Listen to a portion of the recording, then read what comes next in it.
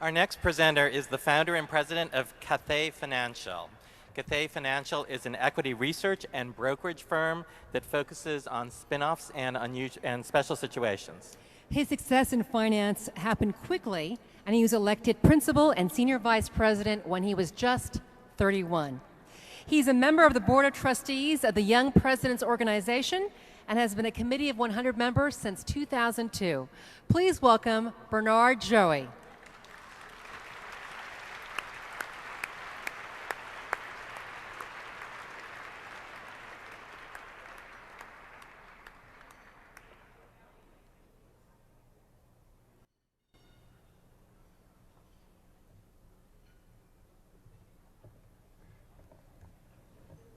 Good evening. What an enchanted evening. Right? Thank you, Jiang. Our next recipient is Mr. Kahn. Joe is the New York Times Beijing bureau chief and has been since 2003. We actually honor his colleague, Tom Friedman, last year in San Francisco. Joe is a graduate of Harvard College. He also holds a master's degree in East Asian Studies from the Harvard Graduate School of Arts and Science. Soon after that, he embarked on a career in journalism. Not just any career, but one that was marked with a passion and dedication to uncovering injustices, whether it's here in the States or abroad in America, in Asia. In 1994, he was part of a team at the Dallas Morning News that won the Pulitzer for their stories on violence against women around the world. In 2004, he won again, this time, the Robert F. Kennedy Journalism Award for stories on labor condition in China. In 2005, together with his colleague at the New York Times, he won the Harry Chapin Media Award for stories on the rising wealth gap and outbreak of protest in China. He's been winning lots of awards. More recently, together with Jim Yardley at the New York Times, he won the Pulitzer Prize for international reporting for the coverage of the justice system in China. Joe is a fluent speaker of Mandarin Chinese. In fact, his Chinese name, Kahn, translates into "look about you," which is a very apt name for a journalist of Joe's caliber. So it is my deep pleasure to welcome the ever-vigilant Kahn.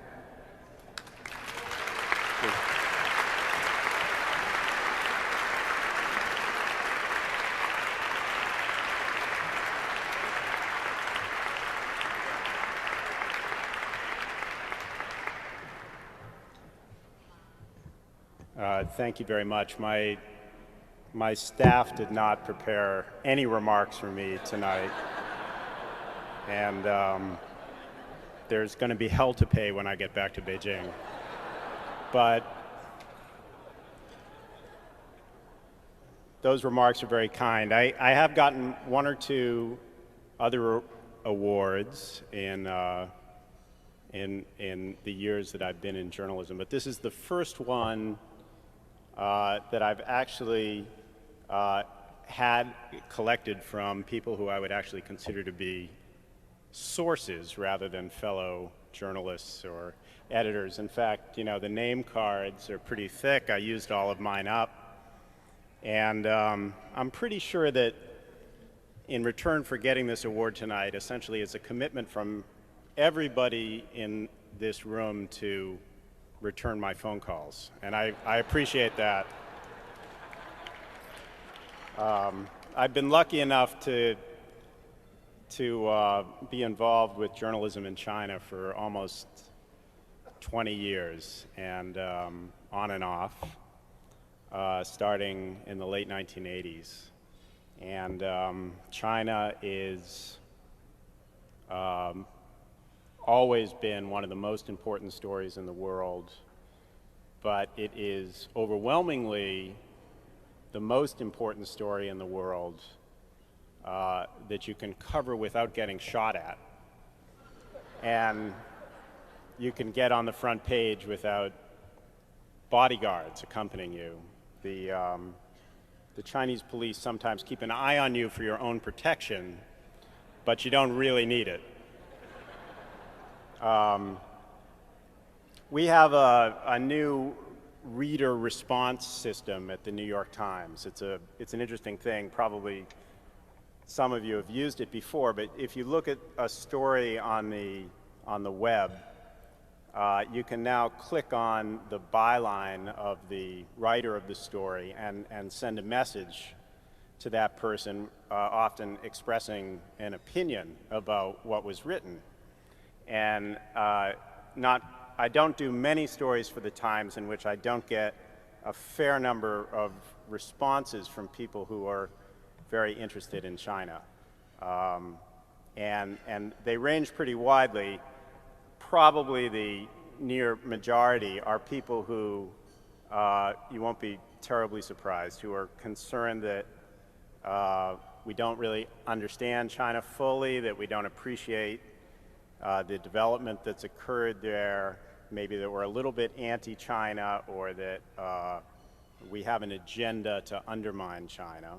That probably is one category of response. And then there's another category of response, which is, and I have documentary evidence to sort of prove this if you doubt, but that accuses me, and I think my colleagues as well, as being pro-China apologists and sycophants who are doing nothing but gullibly reporting the Chinese official line on what's happening there.